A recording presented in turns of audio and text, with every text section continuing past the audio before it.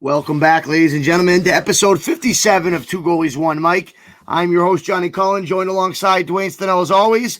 Today, we are very lucky to be joined by Billy Jaffe, NESN broadcaster, and also host of the Morning Brew show. Billy, big fan of your work. Always love my time in New England watching NESN. And as much as the Sabres Bruins hate each other, I have a soft spot for them. So really, really appreciate you taking the time to be on here, man.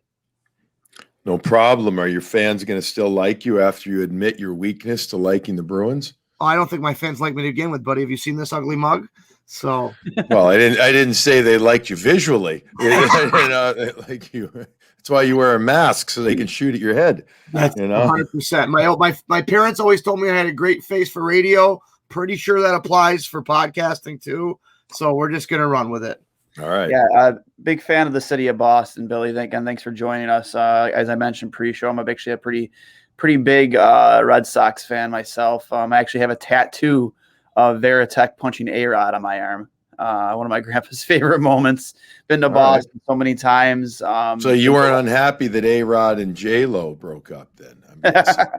It surprises me. I talked to a ton of Yankees fans, and it surprises me that there are a lot of people that like him a lot, and I don't understand why. I mean, you paid all that money for a guy just to be a prick, and not only when you get you one ring. It's and then people are biased towards their own. You know what I mean? It's that way. It's that sports. Sometimes you feel like you know it, right? What's going to the vibe, and then other times it goes crazy. But I guess one championship is better than no champion. That's true. Well, we got quite a few more in that time span. So I'm much more happy than the Yankees fans. That's for sure. I live in a house with a huge Yankees fan. My father, and he's a Ohio State grad. So me and my brother, I became a Red Sox fan purely out of spite back in the day. Obviously, I love the team now, but purely out of spite for the Yankees. So, Dad, when you listen to this, fuck the Yankees. So, all right, gotta chime that in there. Continue, Duane. I apologize. No. Just that was me just wrapping my shtick about the Yankees and my love for the Red Sox. But again, Billy, thanks for joining us. Yep. As like we mentioned pre-show, things aren't going too well here in Buffalo.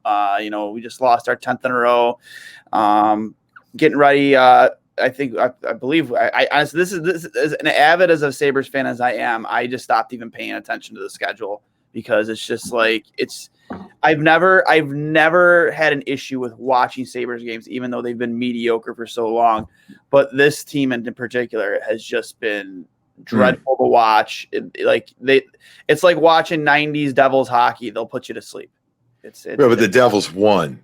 Yeah, well, yeah. No, this is nothing like watching the Devils of 90. In fact, you might want to go take two on that one, Duane. Well, you get what I mean, though. It's boring hockey. There's nothing exciting about it. They're trying to play a defensive style minded hockey, but the thing is, they don't have the players to play a defensively style minded hockey. If they were winning, partner, and I was on this show with you right now, you would be like, oh my God, this is, it might not be the fanciest, but holy smokes, they're winning. And man, they're winning beautifully, are winning ugly. And it's a beautiful thing. I mean, now this is tough times for Buffalo.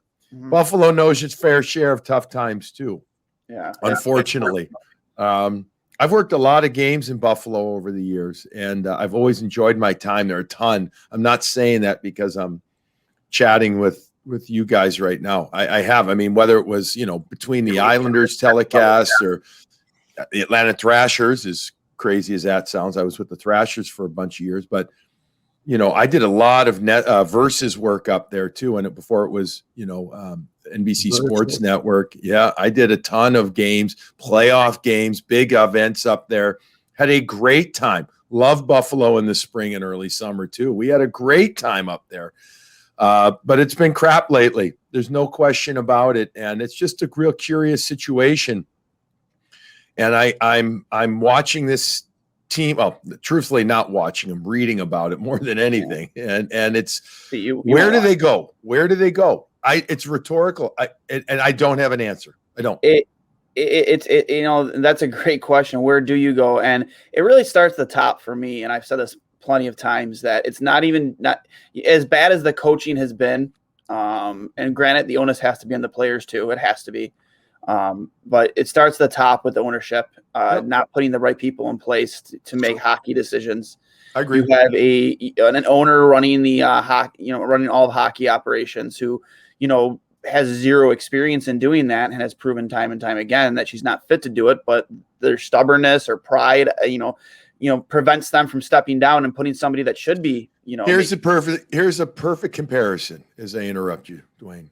Go back and do a little study, not you personally, people or if you want to, you can. Tampa Bay, when they were owned by Len Barry and Orrin Koulis. Go look at how they were run. Go look at how decisions were made, and go look at how successful they were. Then a guy comes in, the name of Jeff Vinnick, who literally bought the team based on his experience going to the library in his area where he lived to read up on how to buy a pro sports team. And because he's a billionaire.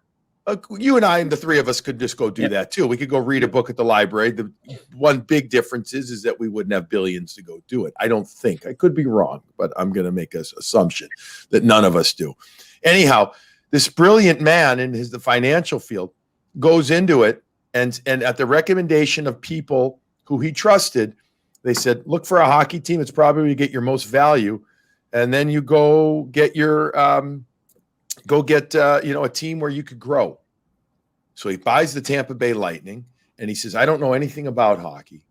I'm going to go get the best people. Yeah. Who does he get? Steve Yzerman to be his hockey guy. And the rest is somewhat history. Yep. And you know what he does there regularly? Once a week or once a month? He goes and he has breakfast with his head coach. Not to say, what are you doing on the ice, but to learn about hockey, to talk about what's going on, to see how he's doing as a person and everything. That's management, top-down management. Yep. That's what people like. I don't get why people come in and try to run teams and they do it differently than they would their other businesses. I don't get it. And not to interrupt you, but I've said this so many times. It's mind-blowing to me that because you were so successful in the oil business that you thought that success would just translate over to owning a professional hockey team. Has it worked for the Bills? Sure, you could say that. I personally think they got lucky with the hires they made when they first came through the gate, and Brandon Beane and Sean McDermott. I think they anybody. I think there's more knowledge about football by the average person than there is of hockey. Yes. And I think there's a big difference. And you got to admit, like you said, they've maybe have done it more with the Bills. Well, then you recognize that and you say, hey, you got it better over here. Good for you. I'm thrilled for that. Yep. But that doesn't mean you're going to get it right all the time with sports business. It's no different than another business that you have to trust the experts. That's the big thing. And they refuse to do that ever since they annihilated Pat LaFontaine out the door, made him sign a non-disclosure agreement. No one's heard from him in Buffalo since. And that guy's numbers hanging in the rafters here in Buffalo. It's just because. Listen, this isn't a thing. I've gotten to know Pat really well with my days with the Islanders organization. I like him a real lot. I think he's great. And I mean this is a general statement here, but just because you've been a great player doesn't mean you're going to be a great coach or a manager. Yeah. Again, I say let the experts, and experts can be any level of people. You know what I mean? So whether it was a guy like Pat or whomever, go get the right people and take yourself out of it. Take yourself out of it. But anyways, I digress. No, you bring up a great point, Duane, too. We've talked a little bit about nothing confirmed, Billy, but there might have been some butting of the heads between Kim Pegula and Ryan O'Reilly on a certain plane flight, and with her dipping her toes a little bit too much into the day-to-day stuff. And if that is the case, that sucks, because you look back at that as one of the biggest gaffes, and that's not the only one. My question to you guys is where does it start to go right? What's the fix it? Right? Like, everybody's talking about firing the coach. Okay, but then what? We have to have a plan. That doesn't solve all the issues. The issues are so much bigger than that. I don't know, man. I don't know, because I like Ralph. I like his staff. I do. Are they going to win a lot with this team? No. Who's going to win? Scotty Bowman going to win with this staff? Young Scotty Bowman, or with this team? It's culture. That's kind of the big word, right? It's the culture. Yeah. It's the buzzword and everything. So accountability is always something you hear about players. They need to be accountable. Everybody needs to be held accountable. Well, so does management and ownership. So the issue becomes is when you think that you've gotten it right and you say that you've gotten it right and you make yourself believe you've gotten it right, but yet you haven't. That's where the problems are. I don't know where the fix it is here.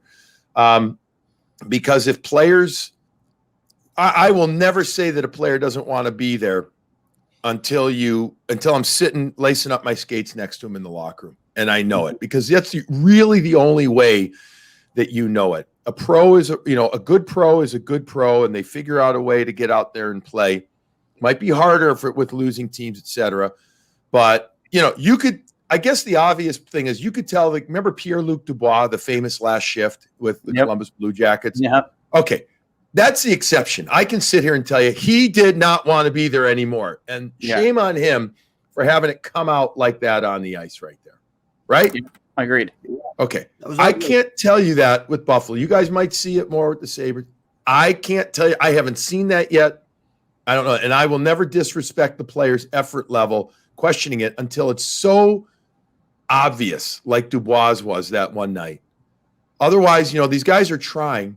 But where are they at? I don't know where you begin because right now it just seems like they can't do anything right. And the vibe is so low there right now. Yeah. And you have a fan base here that's extremely restless. They've been doing this for over 10 years now. And, their impatience is an understatement for the way we felt as fans watching this hockey team. And one of the things that, and Cully knows this too, people love to negatively criticize Jack Eichel. It was recently come to light the past couple of days that Jack has been playing with at least one broken rib or fractured rib since training camp, and he's been playing through it. And then when he was told on the initial analysis that he would be out long term, he flew across the country to get a second opinion because he didn't want to, as a good captain would. He wants to go down with his ship. He doesn't want to sit on the sidelines. Yeah. And that's where I look at a lot of these Jack Eichel haters here in Buffalo that think he's the problem and say, well, why would he fly across the country with the 3 different injuries that he has to get a second opinion because he wants to keep playing? He doesn't want to quit on his team. He doesn't want to be perceived as a quitter.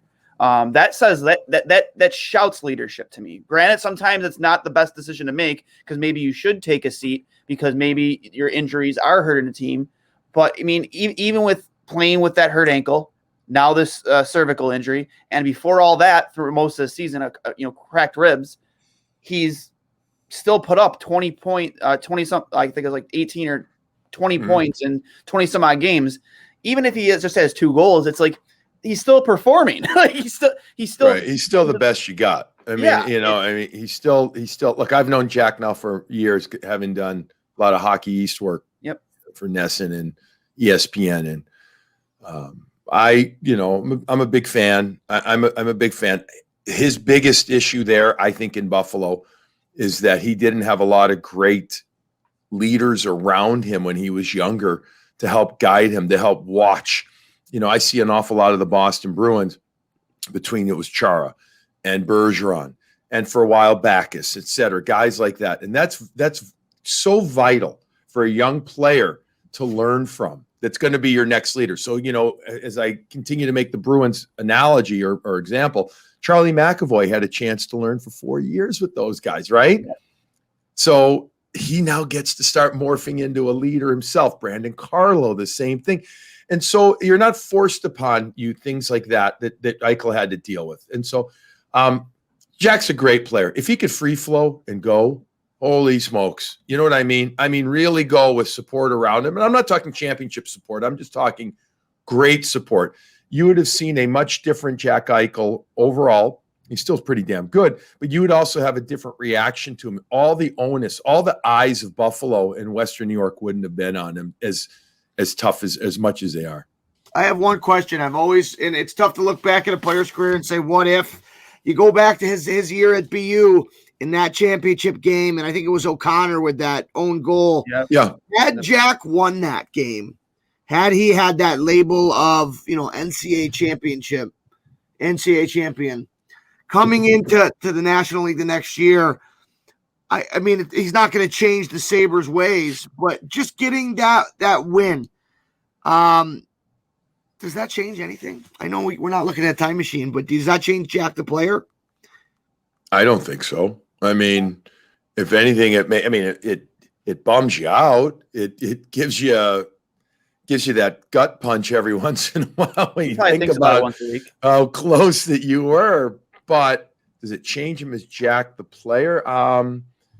No, I don't know. I mean, if you really want to do the time machine thing, how about, I think more impactful was the Tim Murray comment about, losing the first overall pick and not getting Eichel, or getting Eichel and not McDavid. I remember that. Yep. I mean, that to me starts, you want to talk about, you only get to make a first impression once. I mean, think about that versus losing a championship game. That Jack was good.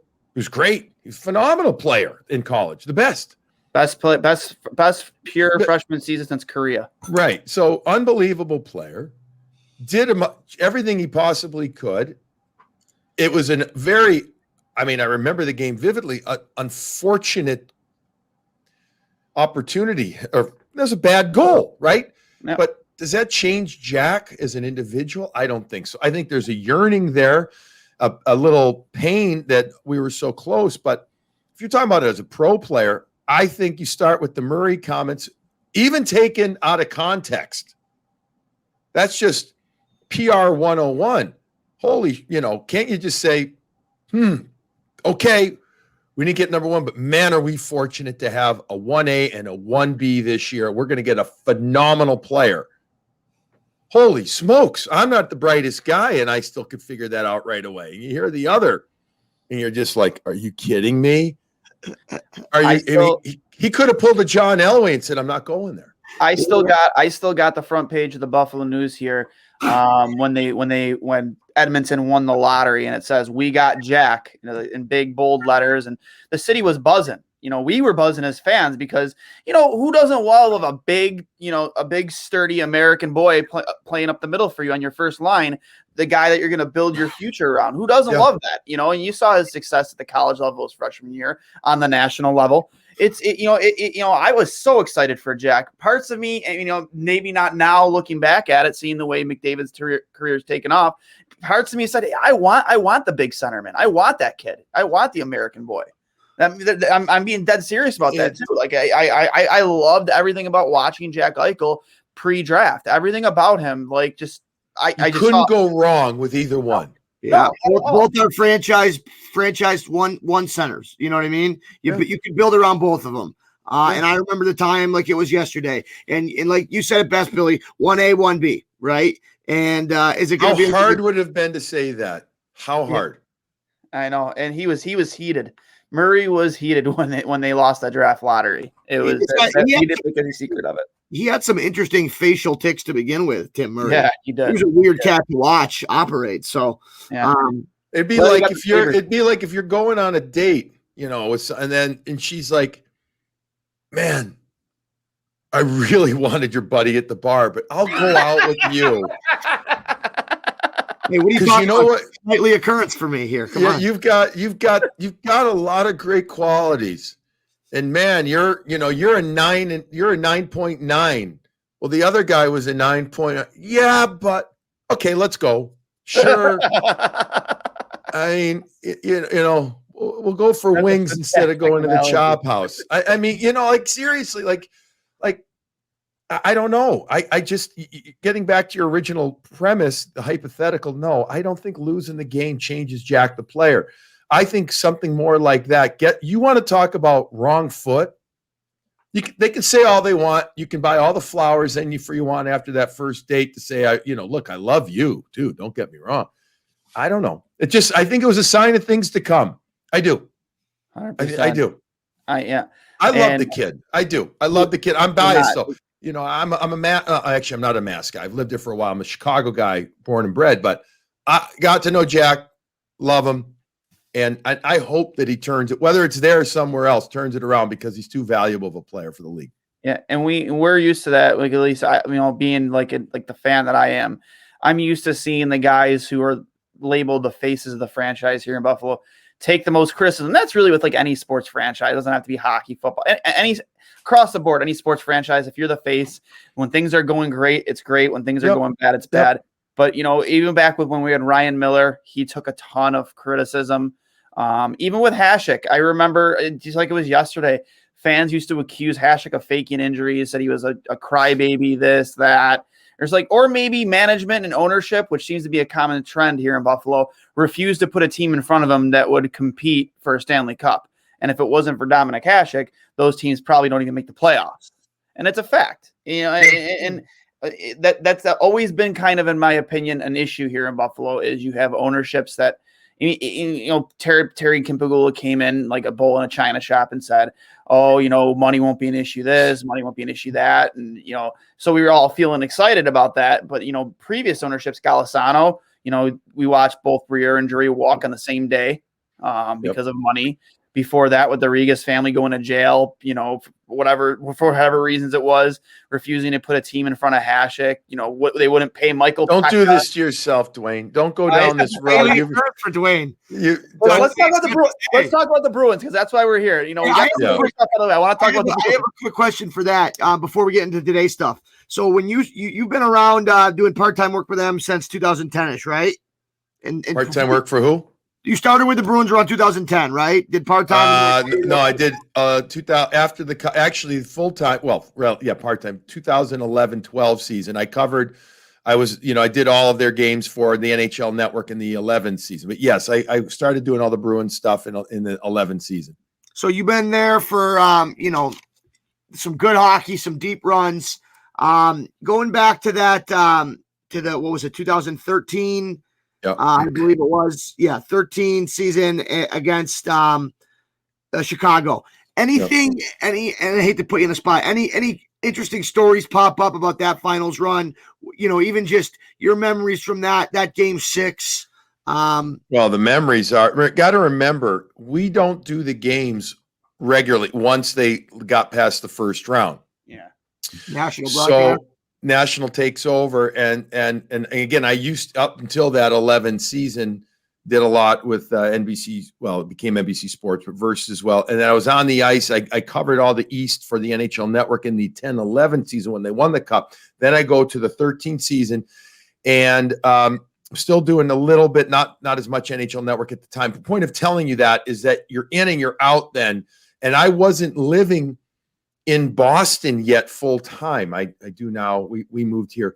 So that playoff run, I actually saw more of it after the first round from afar. I would start doing some games here and there. I mean, you vividly recall game 6 that you bring up the goal, the 2 goals in the last, what was it, minute, 40 something or whatever, Dave Bolin scoring, and you couldn't believe it, You couldn't believe it. He dropped his fucking gloves. I know. It was like you see it every once in a while. You're like, the guy thinks it's overtime because it was overtime. It basically was.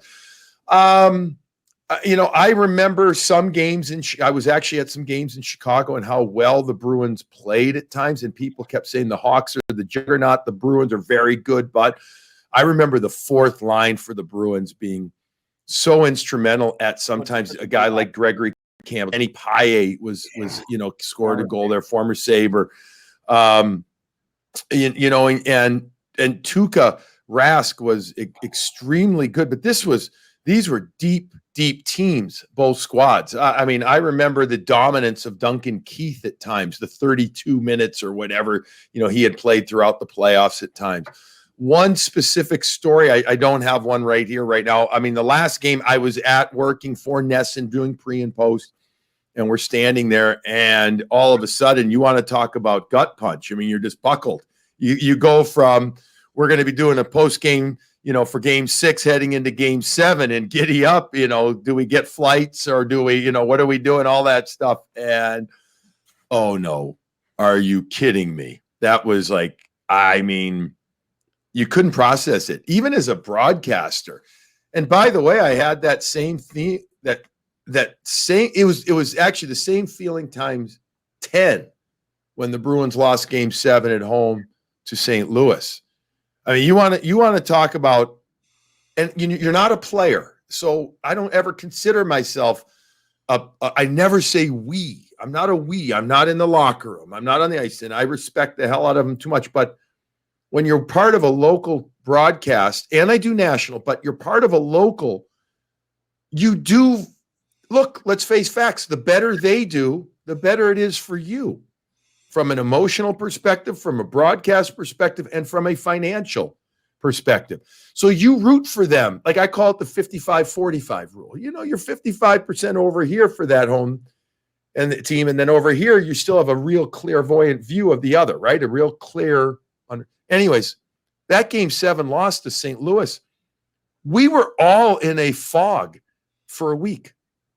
You're like, oh my God, after the Game 6 win and everything, Game 7, you're sitting there and you're saying, this didn't, like you, like, there's no way that this happened, right? Yeah. For a week, we were in a fog. Thank you. Mm-hmm. Yeah. Phenomenal take.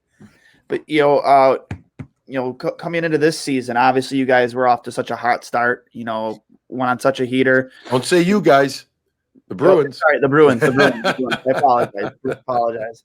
We're just so used to giving you crap. No, I get it. We're just, being from Buffalo, obviously pre this Bills thing, we're just so used to being called, oh, you're from Buffalo. Oh, that sucks. So we're just so used to calling our teams like we refer to our team. So I apologize. That's all right. But no, the Bruins were on such a heater to start the season. I believe it's 4-6-2, their last 10.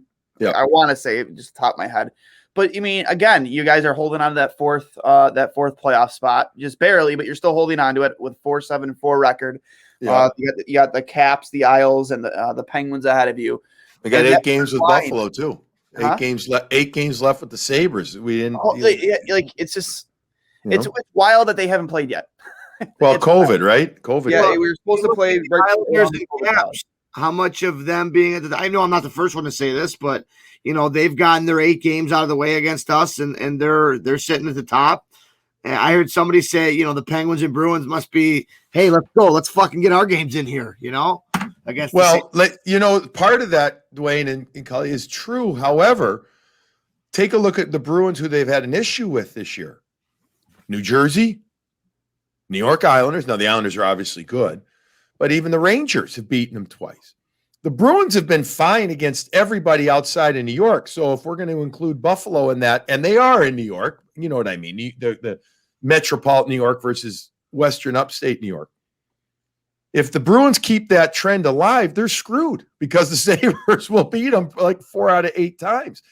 Now, if they play the way that we think they can, and that they should with Buffalo, then they're in a pretty good spot. There's no reason you can't see 6 out of 8 wins and maybe an overtime, point here or there. I am not confident enough in the Bruins as we sit here today and chat and record this show to say that this Bruins team, it's a guaranteed W against Buffalo right now. And I'm talking for the 8. You know what I mean? I'm saying that you have to earn respect. You have to earn respect, and you've got to respect your opponent. You got to play that way.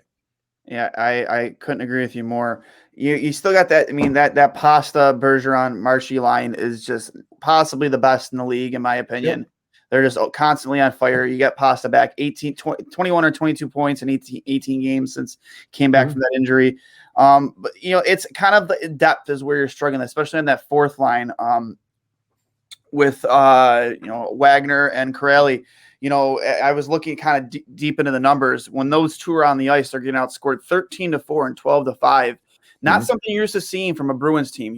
One of the things you're used mostly seeing is, you have so much depth across your 4 lines. That's kind of like where I think you feel like you guys are struggling the most is in that bottom 6. Where they are, yes, they absolutely are. Yeah. I'm just going to give you shit until all right, the fourth line, we've talked about it on our shows, and that's one of the beautiful things about the Boston sports market is that you got to be honest, by the way, even on, team broadcasts, you have to be honest. You got to point out the great, the good, and the bad or the ugly, and they don't tolerate it any other way.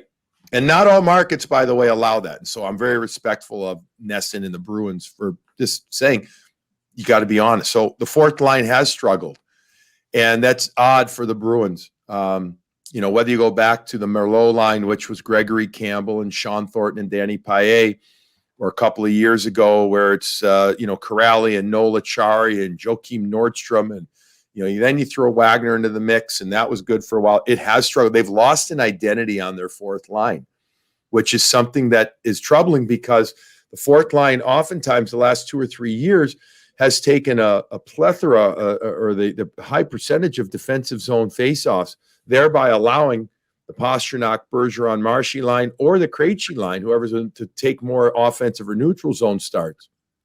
And they struggled this year, and that's been a big issue. And the depth, yes, has struggled.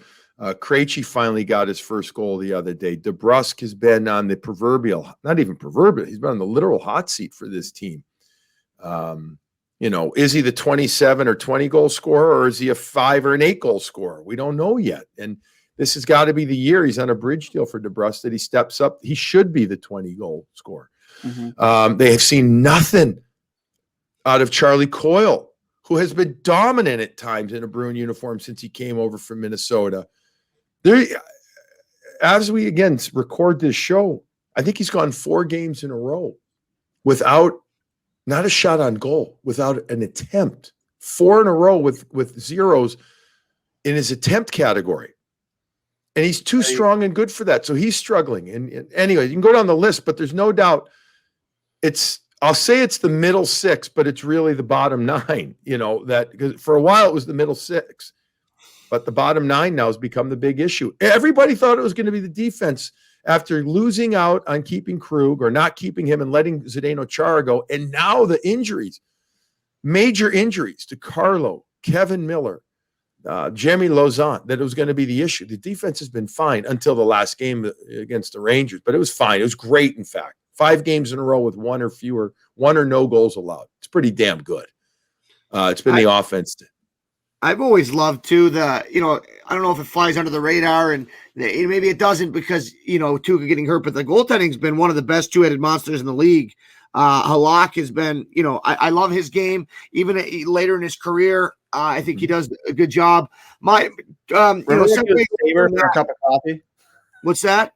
He was a Sabre for a cup of coffee. It was that year we traded. We had him for like a day. Yeah, we had him for 3 days.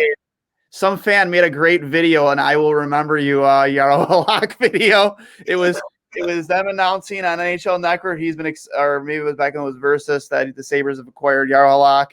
And then it was the start of the song, I Will, and it's him in the locker room, like giving that awkward interview. And then it was a picture of him in a practice jersey. And then it cuts to a screen. It goes, NHL Network announcing he's been traded again. And then thanks for the memories, Jaro. I love it. Funny video. You have to watch it if you ever get a chance. It's pretty funny. So, Billy, my question for you is, I got to play with Jack Studnicka's brother in Windsor. Good kid, good family. Hometown guy there in Windsor. Jack was younger than me. How's he been for you guys? I know he was a high pick. He's obviously in the lineup. Has he been doing well? He's been good for the Bruins. For me, he's been great. He's a good kid to talk to. But, for the Bruins, he's been good. He's going to fill out. He's got to fill out still. And he will. What I really like about him, he's got great acceleration. He's not afraid to play inside. But until he gets a little stronger, and look, we saw this with a lot of young kids where they get bumped off the puck or they get taken out of the play on initial contact. Until he gets that early man strength developed, it's going to be a battle for him. But we've seen him both at wing, right wing, and center. They've tried to give him a few cookies over at right wing, playing with guys like a David Krejci, to get him going over there. But I think when it's all said and done, he'll remain as a center for them. But he's been really good. The couple of times I've spoken with him, I've enjoyed him. He's got a good way about him. The Bruins need him. There's the question here is what's going to happen with David Krejci. He's in the last year of his contract. There's a little ways to go still. I mean, if this team is out of it, when it's all said and done, do you trade Krejci to get something for him? I mean, he could go to a team and help them out significantly, or do you keep him? And then, what do you do in the offseason with him? If they don't re-sign him, because he's at $7.25, on his deal. And then Charlie Coyle moves up to the second line center spot. That's where Studnicka then flashes in as the third center. And it's going to be a big responsible spot for him there. With David Krejci on that topic, I feel like, behind not only as of late with that top, Pasta, Bergeron, Marchand line, when it's all said and done, how are we going to view David Krejci as a hockey community, right?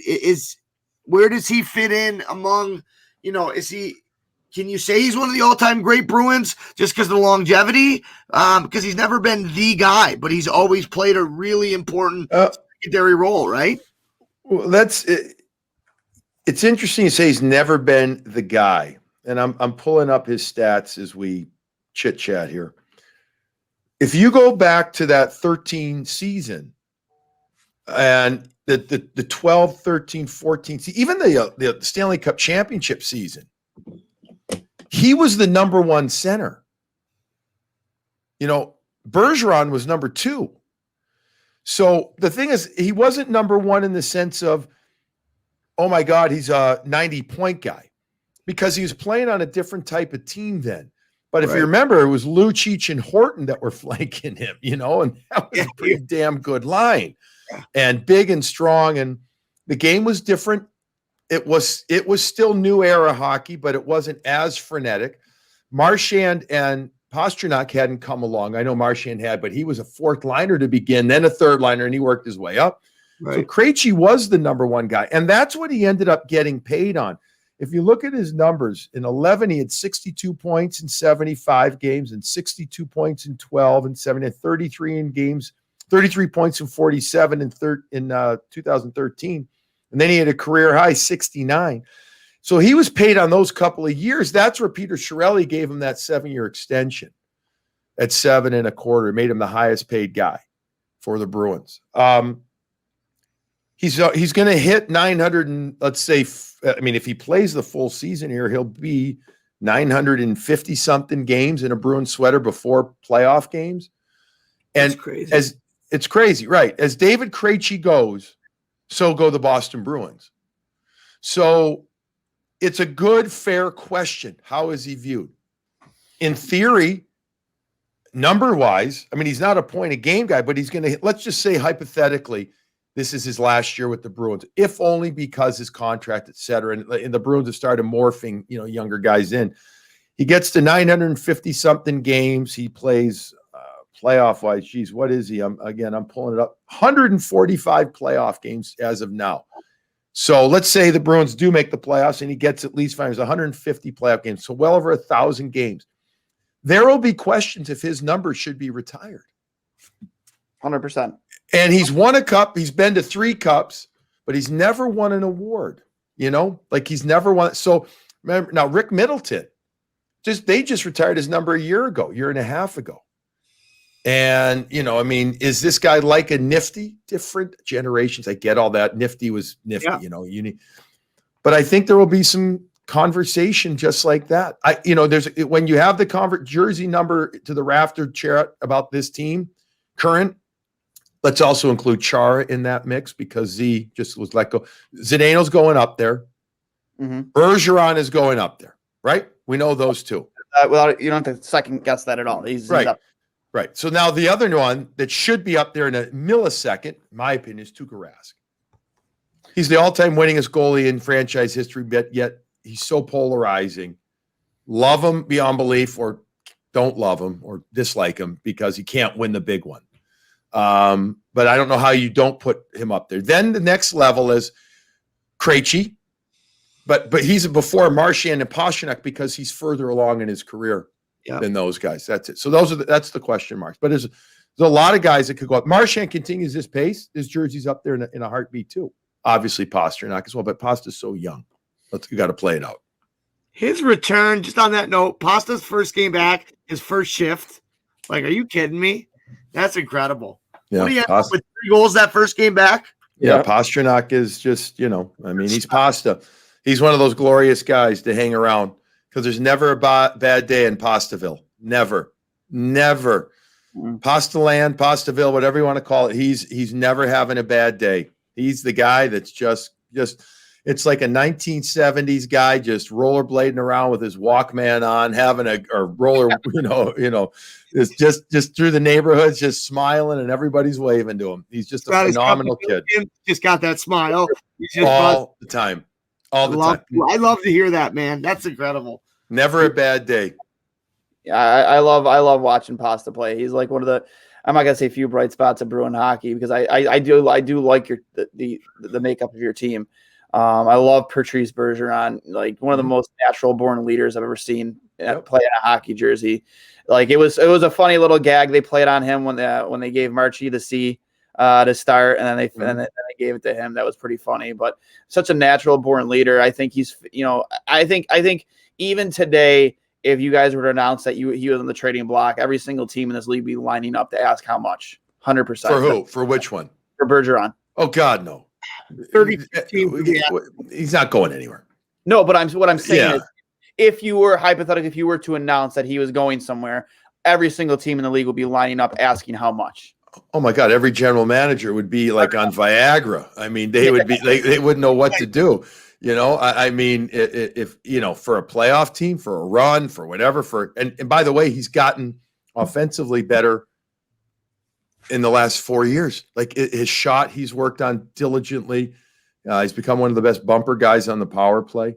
But yeah, he's 35. But trust me, he's got a couple of years left. He's definitely got a couple of years left. Let me ask you this hypothetical too, and I'm sorry to ask you all these hypotheticals. Is he a Hall of Famer? Let's just say he gets to 300 goals. How is he not? I'm with you, buddy. I just 4 Selkies. I know 4 Selkies, and if he wins it again, it should be. You got to understand. I mean, I know they won't, but you'd have to consider it naming the Bergeron if he won a 5th. Yeah. I mean, they didn't do it for Bob Gainey, so I'm kind of being a smart ass about that.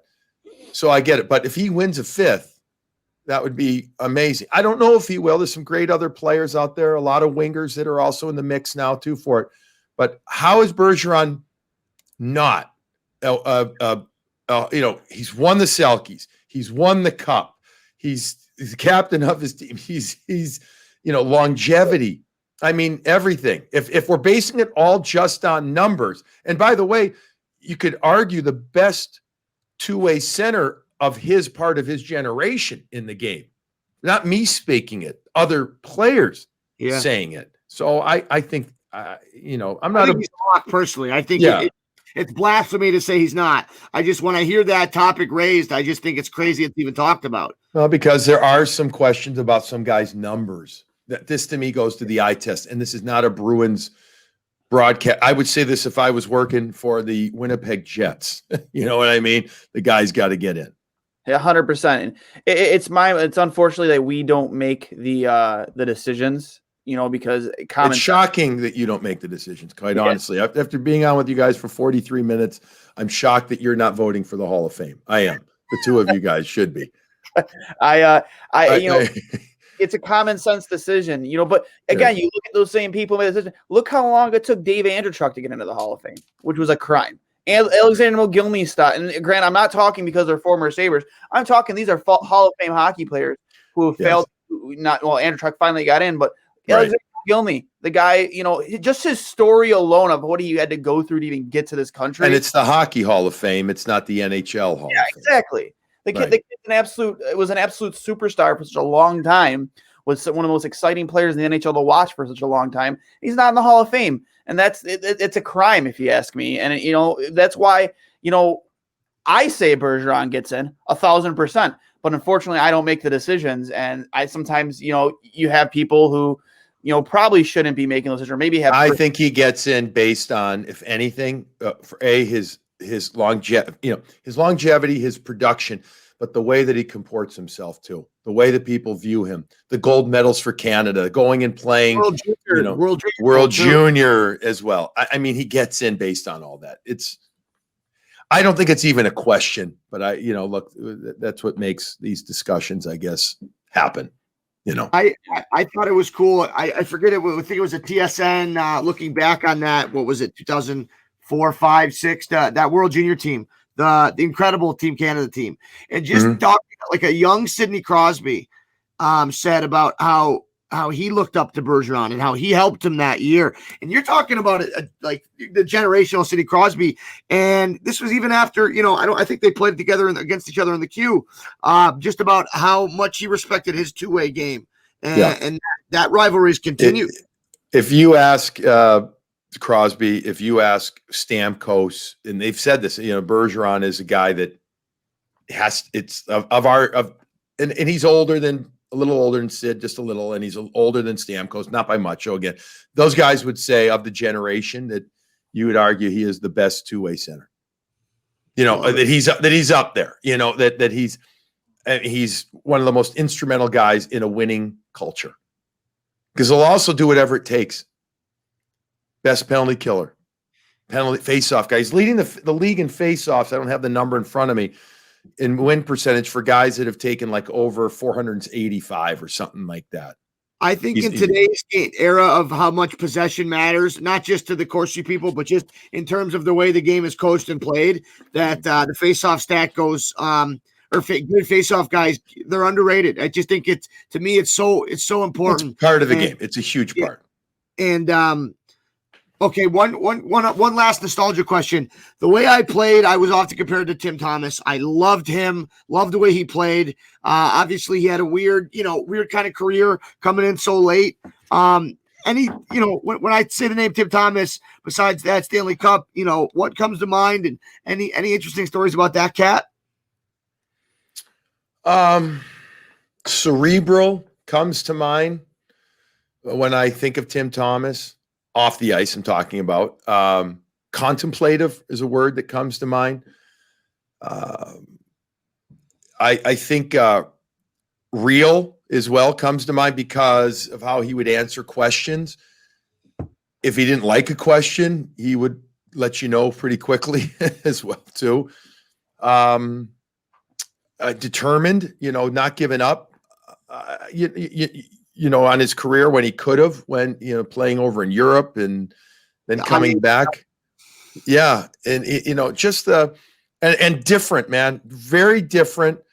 It could be, stories from the room at times weren't always easy with him. You know what I mean? He had his ways, and but I think when it was all said and done, especially for those couple of years, it was performance first on the ice, do whatever it takes to win.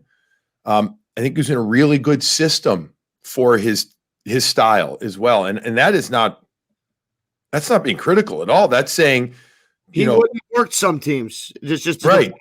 The way that the Bruins eliminated certain second shots and where they were under Claude Julien and how they're outside that allowed him to play that ultra aggressive. Not many backtracks that way the Bruins did. I agree completely. Yeah, the way that they would come back and the forwards would push to a certain point, and then where they would skate to, and how the D would stay within certain parameters, and it's a hybrid. It still kind of is, but under Claude, a hybrid man-to-man zone, especially at certain points, and where the forward or the D would only rotate up to in the D zone around the circles, et cetera. And so it worked, and he worked for him.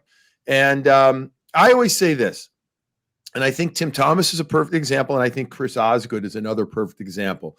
You do not need to be the best number one goaltender in the National Hockey League, meaning the Vezina guy, to be considered a great goalie. You need to be the best goalie for the type of team that you're on, both from a style and from a personality. Bruins had a lot of old school personality with that 2011 team, and Tim Thomas's personality was that same way. And they got each other, and it may not have always been pretty, but it was incredibly effective. Thank you for answering that. I appreciate it, man. Yeah, Billy, thanks for coming on with us today. We kept you on for a little bit longer. Before I let you go, though, but McAvoy is having himself quite the season. A lot of people are talking about him in relation to the Norris Trophy. Granted, he's not like the flashiest defenseman, but he does put up points, and he plays very well in his own end. 17 points. Jam, plays with some fucking jam. I love to see that. I've loved watching McAvoy this season. Just your thoughts on him. Seasons he's had, like the big shoes he had to fill with Torrey Krug and Chara. And Chara, that's right. He lost Chara on the left side, and that's huge too. In some ways, getting hurt too. Yeah, Carlo being out and Jeremy Lauzon, his partner for most of the year, and got hurt at the outdoor game in Tahoe. And Kevin Miller, another leader's out too. Love Charlie McAvoy. Beast mode is like the way I like to describe it. Such a good skater. Love watching him exit or corral the puck around his own goal line, and then the jersey. He's one of those jersey flap guys. You know, the way that he uses his crossovers for acceleration and how he gets to it. Yeah, and he gets to open ice is beautiful. Because he's so strong, his physical game has taken another step. He's throttled some guys this year. Absolutely throttled. It started opening day against New Jersey, opening night, when he absolutely, throttled, manhandled Sharon Govich and put him into the boards. His offensive game has started around into form, and that's where a big thing for the Norris Trophy talk comes into play, because people always say, the Norris, you got to be not a point a game guy, but you got to be over a typical 82 game season. You got to have at least 40 points, at least to be considered as a Norris guy. Now look at, John Carlson had 70 something points. He didn't win it. Yossi did, but Yossi had 59, I believe last year it was. So you got to be like half a point a game, right? Charlie's gotten to that level right now. His instincts are awesome. I do think learning under Char was so instrumental for him, but I also do think having a more mobile partner now has helped him too. It's allowed him to free up a little more here and there. And that's just part of the evolution of the game too. He's awesome. Great kid, respectful. He's just getting man strength at 23, 24 years old. People think that you're in your athletic prime between 18 and 22. That's a different kind of prime, if you know what I mean. That you're talking for man strength prime. That's 23 to 27 years old, where all of a sudden you see guys fill out at 27. You're like, holy smokes. So now he's strong as an ox. He can skate forever, and he's smart. He has all this. He's got 8 years of NHL experience under his belt. If you take a look at Victor Hedman, now he's a beast to begin with at 6'6", 230. But his best years have been His best years have been the last couple of years, and he's still my favorite to win the Norris this year. Right now, Charlie's put himself into the I call it Chucky Norris conversation, the Chuck Norris conversation. Yes, yeah. He's put himself into it with his consistency and his offensive game blossoming. But is he there yet? I'd still say that Hedman has a little bit of a skate up. But Charlie's there, man. He's getting close. Go ahead. Go ahead, Cully. No, it's completely off topic. My last question, what was it like playing for Red Berenson? Like I mentioned, me and my brother were huge Michigan fans, went to the hockey camps at Yost. Big Michigan guys in this house, strictly out of spite because my dad was an OSU grad. Yeah. But over that, it's a passion. Like, go blue. Well, if you ever want to really get at your father, just, two things. One, if you're saying Ohio State, don't use the before it. They always have to say the Ohio State. I think that's the most pretentious fucking in the world. I was actually at an interview once about, I was post playing or whatever, and I was asked about doing games for other schools and this and that. Now, Michigan bias, and truthfully, I love Michigan for certain things, but I don't have a Michigan bias. I'm a broadcaster when I'm doing their games. You do things right or you do things wrong, you analyze it. But I would always say, listen, I've got no problem with Ohio State. I've got no problem with Michigan State. They're both wonderful campuses. They've got great kids that go there. And I said, they're perfectly fine junior colleges is what I would say. And so that would always get the people going. Yeah. Stir the pot. It was good playing for Red. It was interesting. I wouldn't say I was one of his big guys, and so I would say that we got along fine when I played my couple of years there. We get along better afterwards. No, it was a different relationship. It wasn't bad then. It was just different. Coach to player relationship it was different then than it is now. You speak with players now instead of to them. It's a big change. Coaching now, I know you too. Did you have Stefan Pupa there? A little, but I was forward. So He just did the goalies. yeah, I thought so. I mean, that was Stan Matweave. Sorry, that was going by. Poops was different. No, I had Larry. Name ever. Yeah, Poops, ladies and gentlemen, Poops. Yeah, but I had Larry Pedri. Mark Miller left. I don't know if you remember these. I'm going back to the 80s. I'm going back to the late 80s. So my memory, geez, you're jogging up names that I haven't thought about in a while. It was, look, I love Michigan. Red is a very good coach. I was probably better than what I showed on the ice, but maybe not as good overall as I thought I was, if that makes sense. I was probably better than some of the chances I was given, and maybe not as good as I thought at the same time. I recognize that now. But look, I haven't seen Red in a while. Talked to him while he retired. I reached out to him a few years ago. I think the team's in really good shape with Mel Pearson there, who was an assistant for part of 1 year where I was as well. And by the way, Brian Wiseman was, That team had some studs. So I didn't want to interrupt you, but that team has some studs between Owen Power, that Matty Beniers kid from World Juniors. I love the motor on him. Would love to see the Sabres draft him. Well, yeah, you're talking like these kids, and this has been a weird year because of COVID, obviously. And I know there's TV and stuff, but I haven't been able to cover much. I haven't covered any college hockey, none. And I usually cover 15 games, and I do ESPN regionals and stuff, and I haven't been able to. So I'm going to do the Hockey East just started last night. I think it was UConn and somebody. Yeah, I'm doing a game on Wednesday. That's going to be my first college game, and then I'm doing the Hockey East final. Do you do the Bean Pot in a normal year? Yeah. That's a fun fucking tournament. People outside of New England that don't know, like that's the Bean It was Pot. Great last year. Phenomenal last year. Phenomenal. Love it. Thank you. Yeah. Yep. I was actually going to bring that up to a big day in the Hockey East yesterday at Boston College with the 3-2 win over New Hampshire.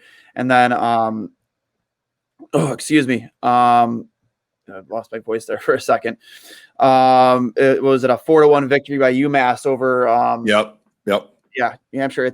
I'm waiting to find out where I'm going on Wednesday. I pray to God I'm going to BC because I live 7 minutes from there. Nice little trip.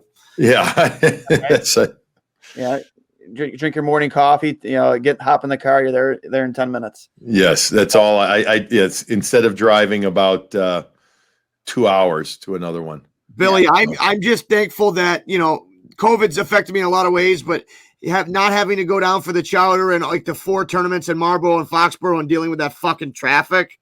That's the one positive about all this. But I love my time in New England. Always take my teams there. I'm there every summer, do some work with the East Coast Militia and those guys. And, it's a great sports town. And well, I'm a big fan of yours, man. Really appreciate it. I know our fans are going to thank you for your time and thank you for answering my questions, man. Appreciate it. You got it. I'm happy to be on. Thank Duane for reaching out. Duane, you're the best. I can't wait to have you on again when you have the time, Billy. You definitely meshed well with our personalities for sure, and you let us have it when you need to let us have it, which is he's a glue guy. He's a good guy in the room. Good guy in the room. Well, you know what? I'm going to tell you this. I'm an old fart now. I'm a lot older than you guys. And all kidding aside, in broadcasting, I know that podcasting has changed the world in many ways. The broadcast world, right? Anybody can get away with things and this and that and everything. But just remember, what you say, unfortunately, becomes fact sometimes, even if it's not right. And I think that there's a lot of, and I say this is an old guy, but somebody who's been doing it for 20, Jesus Christ, how long have I been doing it now? A long time. Facts matter, things matter. And because there's too many people that take what they hear and run with it instead of really knowing the actual truth. When they say, next thing you know, it's, well, so-and-so said, well, yep. Duane said, well, Cully said, and that has to be fact. And if it isn't fact, don't do it. So I'll leave it with this. Don't fuck up. That's my one F-bomb here. All right. Love it. Channels before it finally gets to you. And it's like, well, who's grandma? Yeah, right. Uncle? You said this. No, don't, have fun. You guys are doing a great job, but facts matter. Thank you. All right? I appreciate it. I hope we can have you on again sometime, Billy. Thanks again. Right. See you later, guys. All right, guys. That has been episode, what is it? We're at 57 of Two. Tyler Myers. So before we what a guy.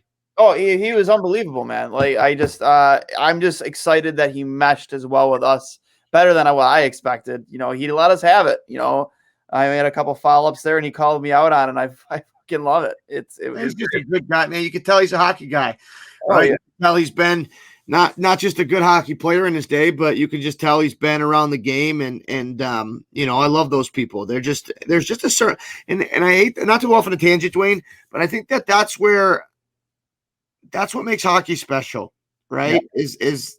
Is the way that it kind of, the people that have been around the game at the highest level or just been around the game, they have this aura about them, this way about them, and there's this respect kind of. I'm doing a terrible job of explaining it, but you know what I'm talking about? And we see it with like 90% of the guests we have on, right? And it's very easy to see the difference between, and I'm not going to use any names, but like some of the younger guys, it's not even a young old thing, but some of the guys that haven't been around and are just, you know, strictly broadcast reporters, and then the guys that have truly lived it and like are hockey guys, you know what I mean? Yeah.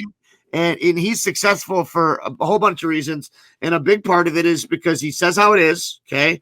He knows the game and he's just a good dude. You know what I mean? Like, really appreciate you getting guys like this on, man. That was incredible. Yeah. And he's definitely, you could tell he enjoyed his time with us. Cause I initially told him 20 to 30 minutes. He stayed on with us for an hour. He enjoyed awesome. And I love that, man. It was a lot of fun. One thing. I've been meaning to bring this up forever. Being a Michigan fan, you know, Stefan Pupa, I think he played for the Sabres. I think he did. Maybe he did. Maybe he played in the NHL. Stefan Pupa. Or Darren Pupa. Yeah, they're brothers. Sorry, even better. But the fact that because I knew his nickname was Poops, and just the fact that he brought that up, having the nickname Poops, like that's incredible. Is that not the best nickname ever? Love it. Poops. Hey, Poops. Hey, what's up, Poops? How you doing, Poops? Like, come on. Hey, Poopsies. I love it. Hey, Poopy! I love it. Oh my God, it made my day. Shit. Man, you tell he's got a lot of miles on him, and he's seen a lot of shit. And it was fun talking to Billy. That was what a beauty, man. Yeah, I feel like Duane, we could have shot the shit with him for 3 hours. And you know he's got some stories locked up in that vault. You're not. I tried to get a couple on. You're not getting them out that easy. No. Maybe I meant to ask him next time. You know, if I'm in Boston, maybe I can get him to meet me out for a couple fucking Sam Adams or something. That would be a night to remember. Yeah, I normally, you know, pre-COVID times, I go to Boston once a year. Be great to meet a guy like him out for a beer and you know exchange a few stories. But before we let this show go, I just want to let everyone know that support for Two Goalies One Mic is brought to you by Manscaped, who is the best in men's below-the-waist grooming. Manscaped offers precision-engineered tools for your family jewels. They obsess over their technology developments to provide you with the best tools for your grooming experience. Manscaped is trusted by over 2 million men worldwide. Join the movement for all your below-the-waist grooming needs. Get the Lawnmower 3.0. It has a little built-in flashlight, little guard little ceramic guard to prevent any nicks and cuts, which is absolutely clutch for a guy like me. And like I said, you never know you need a flashlight for your razor until you have a flashlight for your razor. It's awesome. You know, most precise razor I've ever used in my life. It's waterproof in case you're in a hurry in the morning. You got to get a quick shave, hot date. Got to do it in the shower. Works right in the shower. So manscaped.com, when you use the code word Trainwreck, all capital letters, TRAINWRECK, you get 20% off and free shipping. That's Trainwreck. Discount code, 20% off, free shipping. Cully, what an episode. Had a blast. Already can't wait for next week. Love it, man. Love it. Great episode. Get Manscaped. Make sure your taint's nice and clean. I can't wait to meet a guy. I just want to track down Darren or Stefan Pupa and just trail by and be like, "What's up, Poops?" And just to see his reaction. Poopy! Hey, thanks for tuning in, guys. Billy Jaffe was great. Duane, you're killing it with these guests, man. I love it. Start my week off the right way, and I love it. So let's see if the Sabres can't figure it the fuck out here. Yeah, tighten it up. All right, guys. Thanks for coming on episode 57 of Two Goalies One Mic, and we will talk to you next week.